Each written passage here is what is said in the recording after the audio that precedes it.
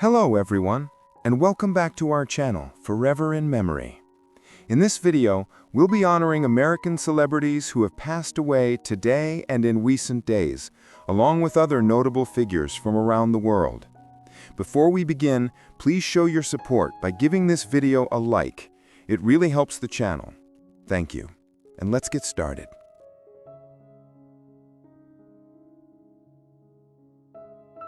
Glenn Allison was an American 10-pin bowler who passed away at the age of 95. Known as one of the sport's true legends, he was celebrated for his remarkable skill, precision, and longevity on the lanes. Often called Mr. 900, he made history in 1982 when he rolled a perfect 900 series during league play, an achievement that became a symbol of excellence and controversy when it was not officially recognized by the governing body at the time. His dedication, sportsmanship, and calm mastery of technique inspired generations of bowlers across the United States and beyond. Born in 1930 in California, Allison's name became synonymous with perseverance and perfection in bowling, leaving behind a legacy that continues to shape the sport's history. Carolyn Cheeks Kilpatrick was an American politician who passed away at the age of 80. A distinguished member of the United States House of Representatives from 1997 to 2011, she was known for her firm advocacy of education, economic development, and equal opportunity. Representing Michigan's 13th Congressional District, she became a respected voice for Detroit and its communities, working tirelessly to secure federal support for urban renewal and social justice initiatives. Before her time in Congress, she served in the Michigan House of Representatives, where her leadership and commitment to public service earned her wide recognition. Born in Detroit in 1945, Carolyn Cheeks Kilpatrick dedicated her life to empowering underserved communities and championing fairness in governance, leaving a legacy of strength, dignity, and progress in American politics. Djilali Selmi was an Algerian footballer who passed away at the age of 79. Renowned for his skill, discipline, and deep understanding of the game, he was among the early figures who helped shape the foundation of Algerian football after independence. Playing as a midfielder, Selmi was admired for his sharp vision, elegant control of the ball, and quiet leadership on the field. He represented Algeria in the late 1960s and early 1970s, a time when the national team was forging its identity and inspiring a new generation of players. Beyond his athletic achievements, he was remembered as a man of humility and integrity who carried the pride of his nation wherever he played. Born in 1946 in Algeria, Djilali Selmi left a lasting imprint on the country's sporting history, symbolizing passion, perseverance, and national pride. Khalid Bešlić was a Bosnian-Croatian folk singer who passed away at the age of 71. Known for his deep, emotive voice and heartfelt performances, he became one of the most beloved figures in the musical heritage of the Balkans. His songs, filled with themes of love, longing, and the soul of his homeland, resonated across generations and borders. Rising to fame in the 1980s, Bešlić's music blended traditional sevdah with contemporary folk, creating timeless hits that spoke to the heart of every listener. Despite facing personal hardships, including a near-fatal car accident, his resilience and passion for music never faded. Born in 1954 in Knežina, near Sarajevo, Halid Bešlić's legacy endures as a symbol of strength, tradition, and the unifying power of song throughout the former Yugoslavia.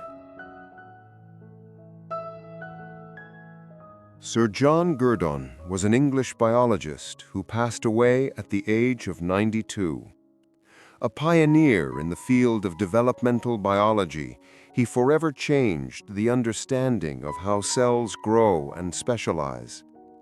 His groundbreaking work in nuclear transplantation and cloning laid the foundation for modern stem cell research and regenerative medicine.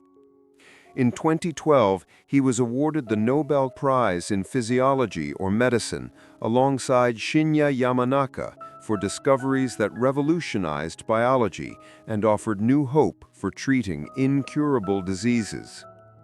Throughout his career, Gurdon's name became synonymous with curiosity, perseverance, and scientific vision. Born in 1933 in Dippenhall, England, he rose from a schoolboy once told he would never succeed in science to one of the most respected scientists of his century, leaving behind a legacy of brilliance, humility, and boundless contribution to humanity's understanding of life. José de Paiva Neto was a Brazilian religious leader who passed away at the age of 84. A writer, broadcaster, and humanitarian, he was best known as the president of the Legion of Goodwill, or Legião da Boa Vontade, an organization devoted to charity, education, and spiritual enlightenment. For decades, he championed the message of faith allied with reason, promoting solidarity, ethics, and compassion across Brazil and the world. His numerous books, radio programs, and speeches inspired millions, blending spiritual insight with social responsibility. Under his leadership, the LGW expanded its philanthropic reach, helping countless families and children in need. Born in 1941 in Rio de Janeiro, José de Paiva Neto dedicated his life to serving humanity through love, peace, and faith, leaving behind a legacy of hope and moral renewal that continues to touch generations. Lou Ferrigno was born in Brooklyn, New York, to a family of Italian immigrants, where strength, endurance, and loyalty were deeply valued. His childhood was marked by hardship. At an early age, he lost most of his hearing due to an ear infection, a challenge that shaped his resilience and determination. Isolated and often misunderstood, young Lou learned early that success would not come through words, but through effort. He found solace in comic books, where heroes triumphed not by speaking, but by acting. And in those colorful pages, he discovered the symbol of power born from pain, a symbol that would define his life. As a teenager, Lou Ferrigno began lifting makeshift weights in his basement, turning his weakness into energy. His body became his language, a way to express everything he could not say aloud. Though mocked at school, he never responded with bitterness. Instead, he trained relentlessly, listening to the rhythm of his heartbeat, feeling each muscle grow stronger as a quiet declaration of defiance. By the time he was 18, Lou Ferrigno's physique drew admiration and awe. His muscles, sculpted with precision and patience, told the story of discipline and solitude. When he first stepped onto a bodybuilding stage, the audience saw more than a competitor. They saw a man who had transformed adversity into art. His dream was simple yet profound, to prove to himself that true strength is not just physical, but also born in the soul. The path of bodybuilding became not just his pursuit of glory, but his way of survival. Inspired by legendary figures like Steve Reeves, Ferrigno's journey was only beginning, one that would soon lift him from the quiet corners of Brooklyn to the bright lights of the world stage. Ferrigno's rise in the world of bodybuilding was both meteoric and deeply human. In his early 20s, he began competing professionally, standing shoulder to shoulder with icons like Arnold Schwarzenegger during the golden age of the sport. His towering frame, powerful yet graceful, made him a natural standout. But behind that monumental physique lived a man driven by an inner fire, the desire to be seen, to be understood, and to prove that limitations exist only for those who accept them. In 1974, he competed in the Mr. Olympia contest, the very summit of bodybuilding, immortalized in the documentary Pumping Iron. That film introduced Lou Ferrigno to the world, the quiet giant training in the dim light of his Brooklyn basement, his father cheering him on with pride and longing. His story contrasted sharply with the charisma of Schwarzenegger, turning the film into a timeless portrait of struggle, ambition, and vulnerability. Although Lou did not take the title, he won something more enduring, the hearts of millions who saw themselves in his persistence. Despite the pain of defeat, Ferrigno never stopped evolving. He trained harder, studied himself, and began to understand that his destiny might extend beyond the stage. Hollywood noticed the man whose silence spoke louder than words. In 1977, he was cast as the Incredible Hulk, a role that would define him for generations. The transformation from humble bodybuilder to worldwide icon of strength was complete, yet Ferrigno approached fame with humility. Beneath the green makeup and muscle lay the same boy from Brooklyn who once dreamed of becoming a hero. For Lou, the Hulk was not a monster. He was a mirror, a creature of rage and tenderness, misunderstood by the world, yet filled with humanity. And in that paradox, Ferrigno found himself. In the years that followed, Ferrigno stepped into the role that would carry his image to every living room on the planet. Cast opposite Bill Bixby and the television series The Incredible Hulk, he endured long hours in the chair while makeup artists turned him a vivid green, then walked onto set with a presence that felt both terrifying and tender.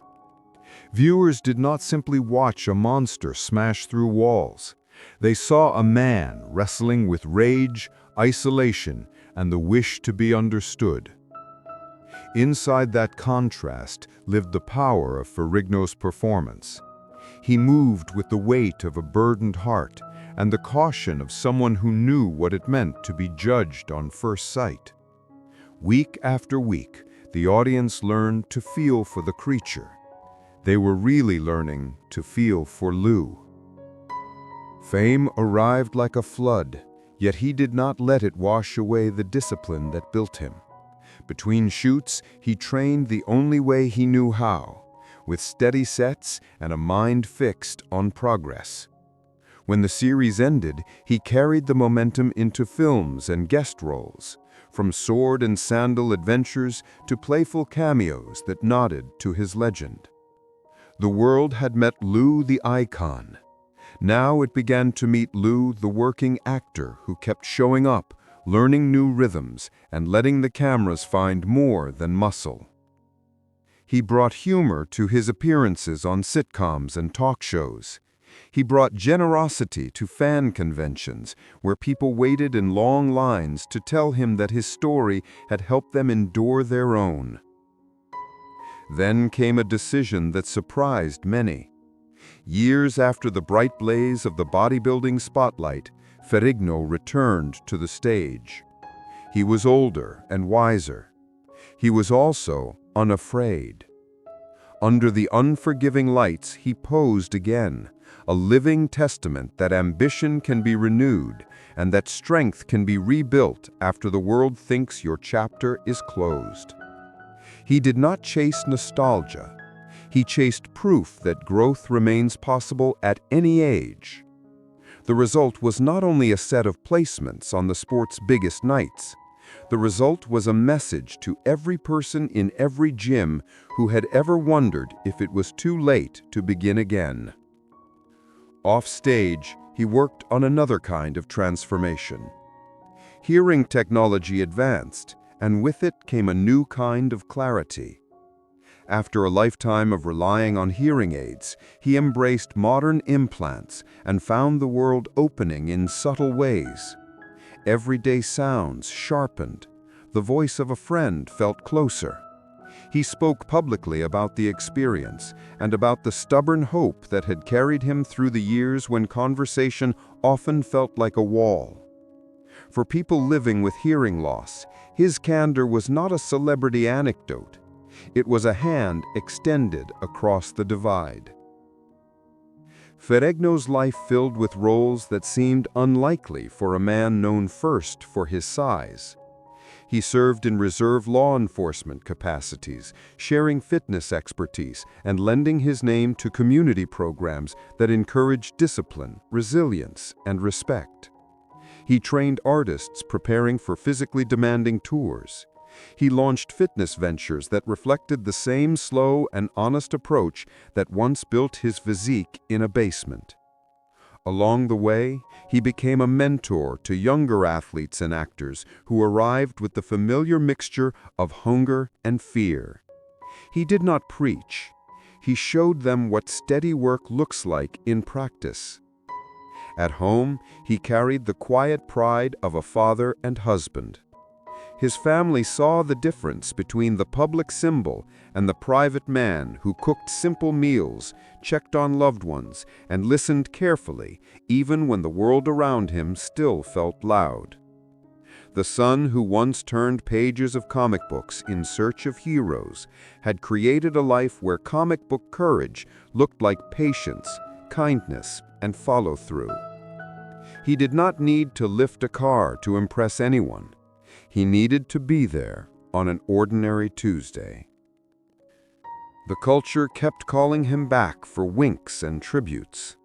He appeared as himself in comedies, traded lines with younger stars who had grown up watching him, and lent his unmistakable presence to new versions of the character that had defined an era. Sometimes he provided a voice.